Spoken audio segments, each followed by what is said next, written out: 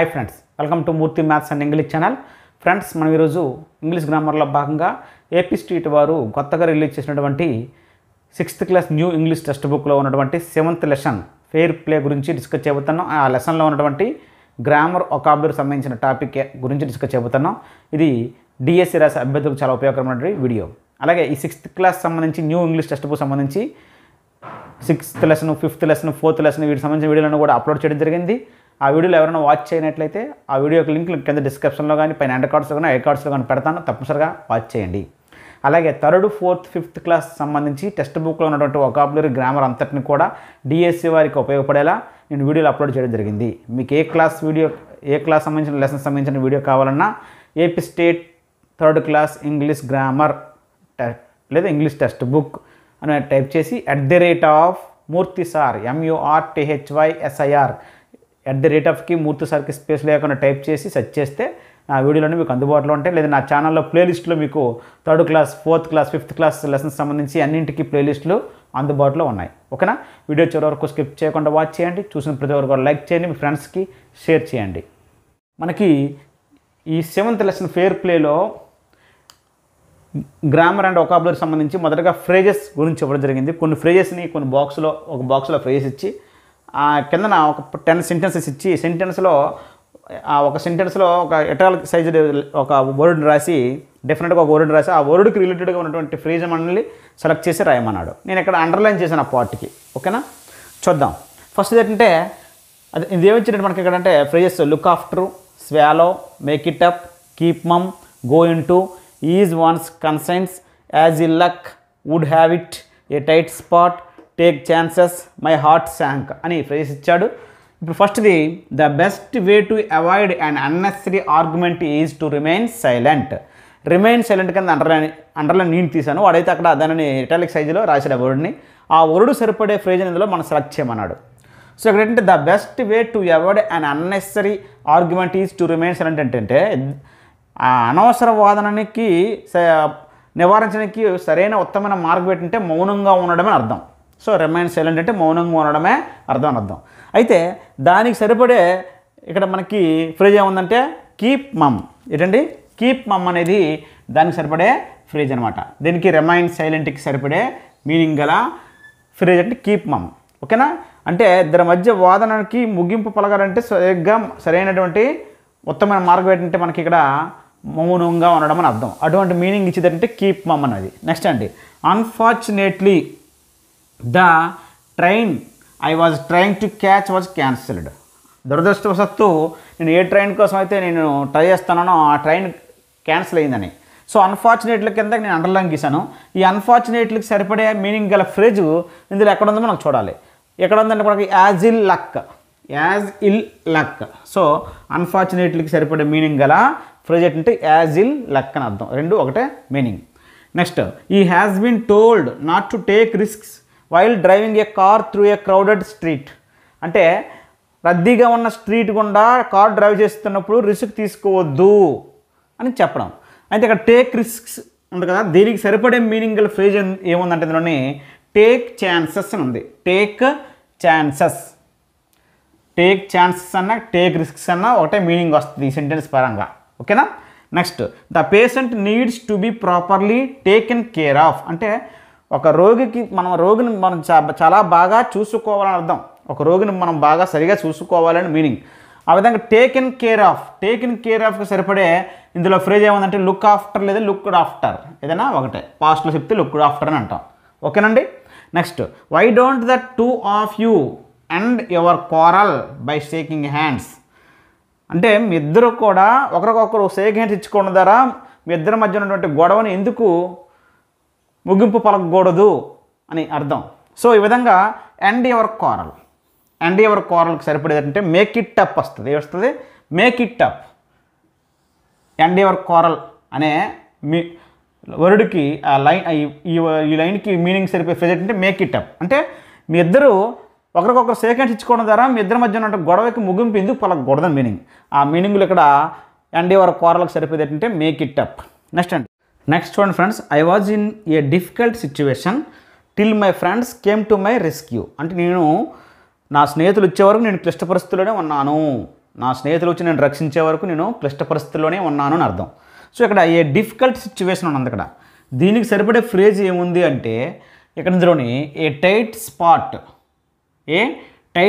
అని చూడండి. అక్కడ ఏ టైట్ స్పాట్ అనేది ఏ డిఫికల్ట్ సిచ్యువేషన్స్ సరిపడే మీనింగ్ గల ఫ్రేజ్ అనమాట. ఓకేనా.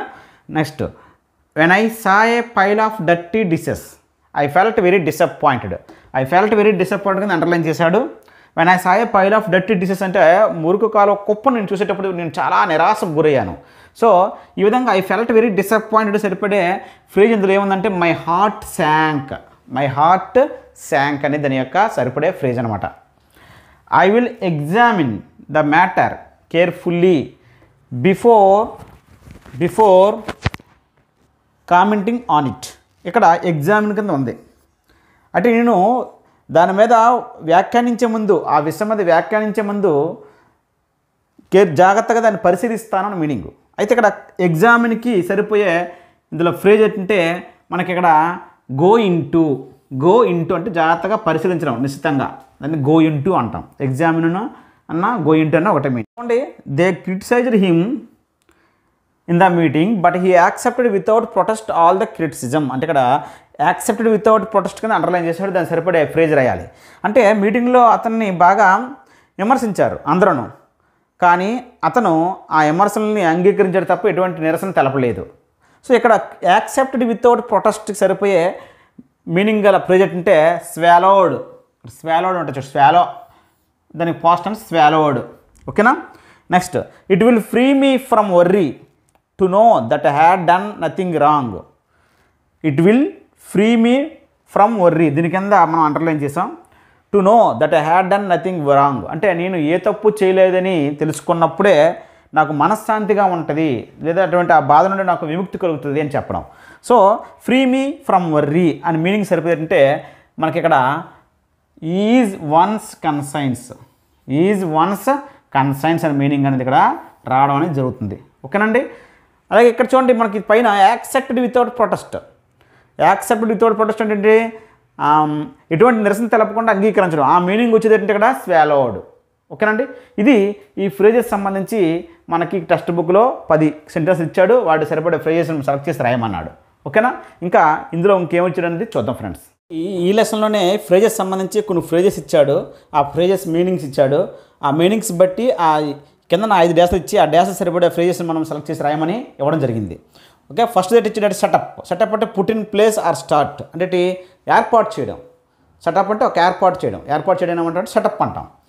Set aside save or keep for a particular purpose. Set aside అనే ఫ్రేజ్ యొక్క మీనింగ్ ఏంటంటే సేవ్ చేయడం, అంటే ఒక దగ్గర పర్టికులర్ పర్పస్ అంటే ఒక అవసరం నిమిత్తము కొంత అమౌంట్ని సేవ్ చేయడాన్ని పక్కన పెట్టడాన్ని ఏమంటాం అంటే సెట్ అసైడ్ అంటాం, పక్కన పెట్టడాన్ని. ఓకేనా. సెట్ డౌన్ అంటే రైట్ ఆర్ రికార్డ్, నమోదు చేయడం. సెట్ అవుట్ అంటే స్టార్ట్ అనే జర్నీ, అంటే జర్నీ ప్రారంభం అవడం అంటే మొదలవ్వడం, అక్కడి నుంచి బయలుదేరడం అని మీనింగ్ వస్తుంది. సెట్ అవుట్ అంటే బయలుదేరడం అనే మీనింగ్ వస్తుంది. సెట్ ఇన్ అంటే begin and seem likely to continue అంటే ప్రారంభం అవ్వడం, మొదలవ్వడం అని మీనింగ్ వస్తుంది. అంటే ఒక సీజన్ ప్రారంభం అయితే దాన్ని సెట్ ఇన్ అంటాం. సెట్ అవుట్ అంటే జర్నీ అక్కడి నుంచి బయలుదేరితే దాన్ని సెట్ అవుట్ అంటాం. బయలుదేరితే ఇదంటే ప్రారంభం అవ్వడం, ఏదైనా ఒక సీజన్, వింటరు సమ్మరు ఆ సీజన్ స్టార్ట్ అయితే అటువంటి దాన్ని బిగిన్ అంటాం, ప్రారంభం అవ్వడం, దాన్ని సెట్ ఇన్ అంటాం. ఓకేనా. ఇప్పుడు first, why don't you dash your ideas on paper. దీనికి సరిపడే ఫ్రేజ్ ఏంటంటే పేపర్ మీద నీ యొక్క ఐడియాస్ని ఎందుకు నువ్వు నమోదు చేయకూడదు అని అర్థం, ఎందుకు పెట్టకూడదు, రాయకూడదు అని అర్థం. అదే మీనింగ్ ఏమవుతుంది అక్కడ సెట్ డౌన్ వస్తుంది. ఏమొస్తుందంటే set down, write or record. Why don't you set down your ideas on paper. Next, a fund has been dash for the soldiers families అంటే సైనికుల ఫ్యామిలీకి సంబంధించి ఒక ఫండ్ ఏర్పాటు చేయడం జరిగింది, ఫండ్ని ఏర్పాటు చేయడం జరిగింది. అలాంటి మీనింగ్ ఏమొస్తుంది ఇక్కడ సెటప్ వస్తుంది. Next, we should dash A little money every month.